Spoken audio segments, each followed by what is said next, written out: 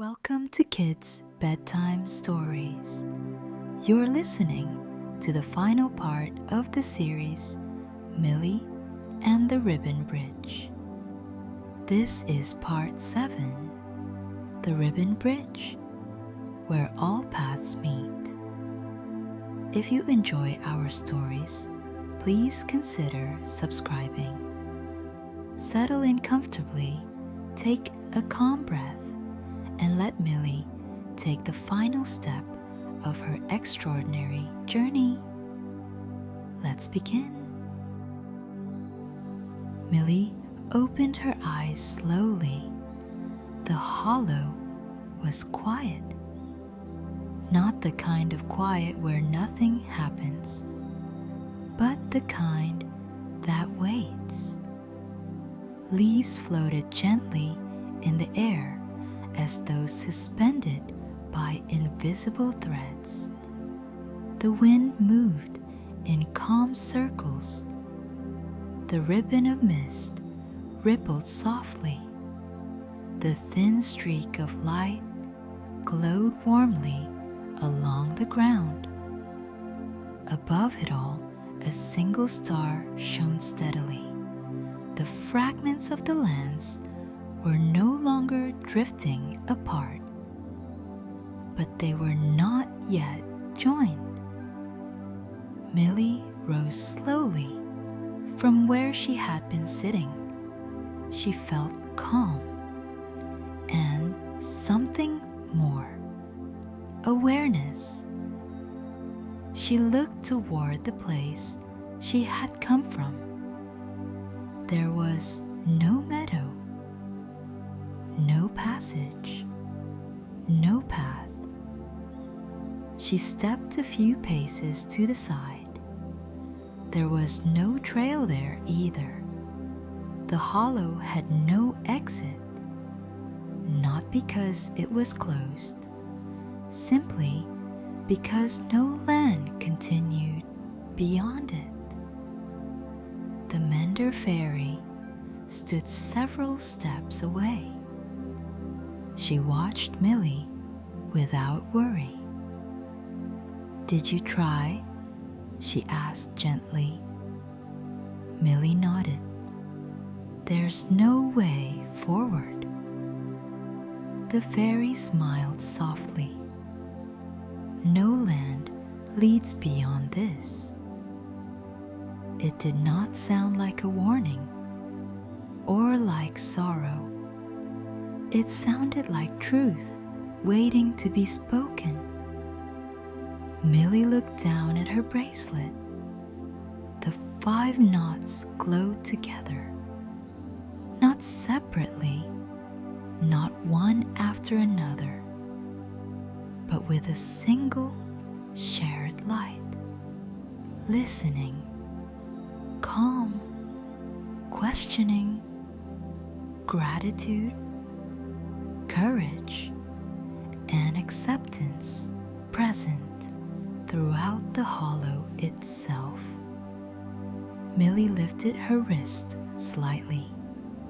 The light was not stronger than before, but it felt fuller. "This isn't the end," she said quietly. The Mender Fairy did not answer at once, as if she knew Millie needed to finish the thought herself. "This place doesn't lead farther," Millie continued, "because something still hasn't been done."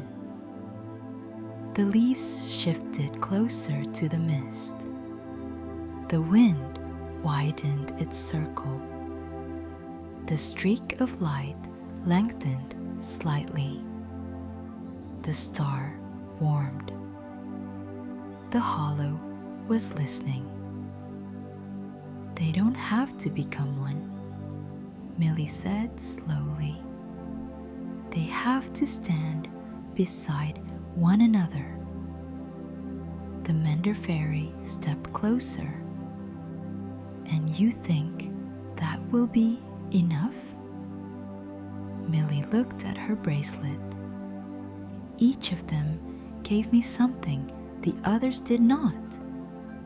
If I had only one of those things, I wouldn't have made it here."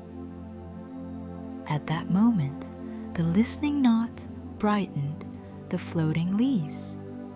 The calm knot steadied the circling wind. The clarifying knot illuminated the ribbon of mist. The gratitude knot spread warmth through the streak of light. The courage knot lifted the star higher, and acceptance created space between them. Not empty, ready.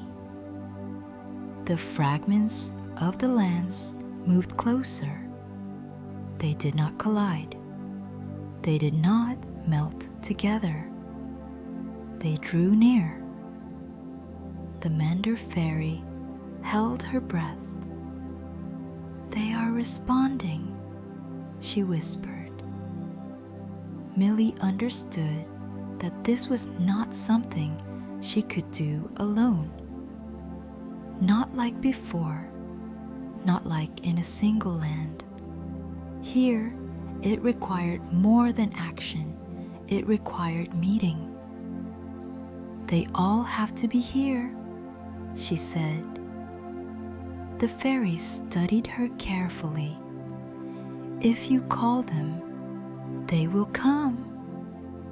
Millie did not raise her voice. She did not speak a spell. She closed her eyes and thought of each of them, of the rustling leaves, of the light step across the clouds, of the question in the mist, of the golden river's glow, of the stars that shone despite their doubts. Her bracelet flared brighter, not blinding, like dawn. The leaves swirled gently. The wind no longer turned alone. The mist thickened and formed a shape. The streak of light widened. The star drifted lower. And then, one by one, they appeared. They did not fall from the sky. They did not arrive with thunder. They simply were. First, among the leaves stood the leaf whisperer fairy. Her gown rustled softly, yet did not disturb the silence. Beside her, in the air itself, appeared the cloudstep fairy, light as breath. From the mist emerged the mirror mist fairy, calm and attentive. From the streak of light stepped the sunlit river fairy, carrying a warm glow. And beneath the star stood the starlit meadow fairy, with a steady, gentle light in her eyes. They stood within the hollow, not facing one another, beside one another. The Mender Fairy stepped back. She was no longer the one meant to bind them. Now they were meant to see. Millie opened her eyes. She looked at all of them, and she felt something she had not felt before. Not tension, not fear, readiness. The hollow was quiet, not tense, not heavy. Quiet in the way a place becomes quiet when something important is about to be spoken. Leaves drifted slowly between the fairies. The wind did not push anyone. The mist did not hide a single face. The thin streak of light shimmered softly along the ground. The star glowed low above them, as if wishing to be closer. The sisters stood beside one another, not very close, but not far. The first to speak was the leaf whisper fairy. Her voice was like a gentle rustle. "I always listened," she said calmly. "I heard every current of air and every word, but I did not always pause to make sure we truly understood one another." The leaves drifted a little lower. "Sometimes I listened to what was loudest," she added more quietly, "instead of what was most important between us." The cloud step fairy shifted lightly, as though the wind still longed to lift her. "I was always quick," she said with a soft smile. "I leapt from thought to thought, from place to place. For me, it was joy. But I did not notice that when I move so fast, it becomes hard for you to stand beside me." The wind curled gently between them. "I thought that because I felt light, you must feel light too," she continued, "and I never asked whether you could keep pace." The wind stopped circling alone and flowed steadily through the hollow. The mirror mist fairy glanced at her reflection in the thin veil of mist. "I asked questions because I wanted everything to be clear," she said thoughtfully. "I wanted to see truth without shadow." The mist trembled softly. "But sometimes I reflected your words so precisely that warmth was lost. And truth needs not only light, but gentleness." The sunlit river fairy smiled warmly. "I gave with joy," she said, "but I did not always say when I needed a moment of support myself." The streak of light grew warmer. "I believed that if I stayed strong for everyone, there would be no need to speak of difficulty." The starlit meadow fairy lifted her gaze toward the star above the hollow. "I shone quietly," she said. "I liked being the background to your brightness. But sometimes I hid my light because I feared that beside yours it would seem too small." The star brightened slightly. At last, the mender fairy spoke. "I wanted to bring you back together as quickly as I could," she said gently. "When I felt tension, I tried to smooth it away, instead of allowing you to truly see one another and to listen all the way through." There were no accusations in the hollow. No, this was your fault. There was understanding. Millie watched them all, not as a judge, not as someone who was right, but as someone who had walked through their worlds.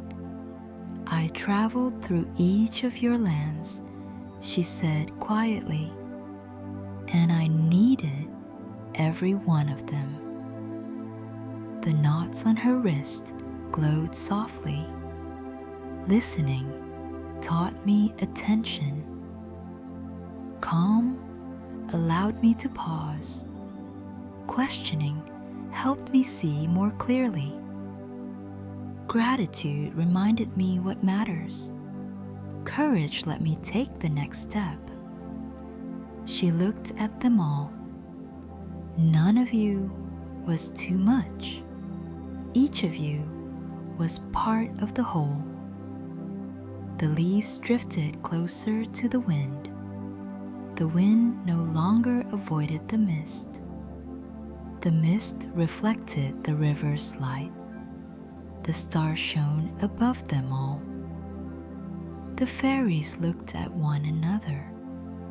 For the first time, not through their differences, but through what they shared. The leaf whisper. Fairy extended her hand. Cloudstep did not pull away. Mirror Mist did not ask a question. Sunlit River did not try to give more. Starlit Meadow did not dim her light. The Mender Fairy did not attempt to arrange them. They stood beside one another, and in that quiet, Millie felt that something more was needed. Not a conversation, not an explanation, a crossing. She looked at her bracelet. The light was full. Ready. The hollow was ready too. It did not change suddenly. It did not burst into brilliance. It simply remained in quiet anticipation. The fairies stood beside one another. Leaves, wind, mist, light, and star hovered around them in delicate balance. Millie looked down at her bracelet. The 5 knots were shining with a single light, not separately, together. She felt suddenly that it was not an ornament, not a keepsake. It was a path. Slowly, she slipped the bracelet from her wrist. She did not pull it apart. The knots began to rise on their own, as if they remembered what they had been made for. Listening, calm, questioning, gratitude, courage. They hovered above her palms like slender ribbons of light. The Mender Fairy stepped back. She did not guide. She did not adjust. She simply watched. The knots drew closer to one another. They did not tangle chaotically. They did not struggle for space. Each found its place. From the fine strands of light, a single luminous ribbon formed. It was not wide. It was not massive. It was delicate, but steady. It lifted itself between the fragments of the lands. It touched the leaves first, then the wind, then the mist, then the streak of light, then the star, and it stretched between them, not blending them into one, but connecting them. A bridge appeared, not of stone, not of wood, but of everything they had learned along the way. The fairies looked at the ribbon of light. The leaf whisper fairy placed her foot at its beginning. The leaves did not scatter. The cloudstep fairy stepped beside her. The wind did not sweep the bridge away.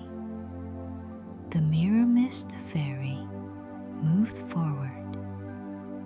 The mist did not obscure the path. The sunlit river fairy stepped onto the ribbon. The light did not blind anyone. The starlit meadow fairy stood at its center. The star shone above them all. The mender fairy joined last. The bridge did not tremble. It did not sway. It was light, but real. Something shifted within the hollow. Leaves began to move in a gentle breeze. Mist reflected the warmth of the streak of light.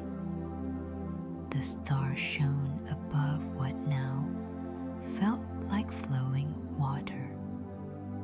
The wind carried the scent of leaves. The lands did not merge into one. They remained distinct, but between them there was a way. Millie looked at the bridge. Her wrist was now bare. Yet she did not feel lost. She felt space. The bridge wasn't made of magic, she said softly. The mender fairy smiled. It was made because each of us found her place, she replied. Millie stepped closer to the ribbon of light. She placed her foot upon its edge. The bridge was warm. She did not know exactly where it led. Perhaps to a new land, perhaps back home, perhaps to a place not yet formed. She looked at the sisters. They were no longer separated. They were not the same. They stood beside one another.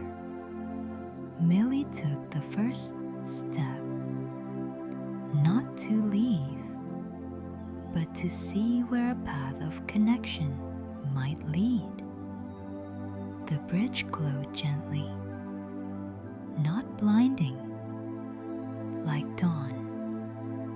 And so a new journey began, not one that leads from one land to another, but one that runs between them.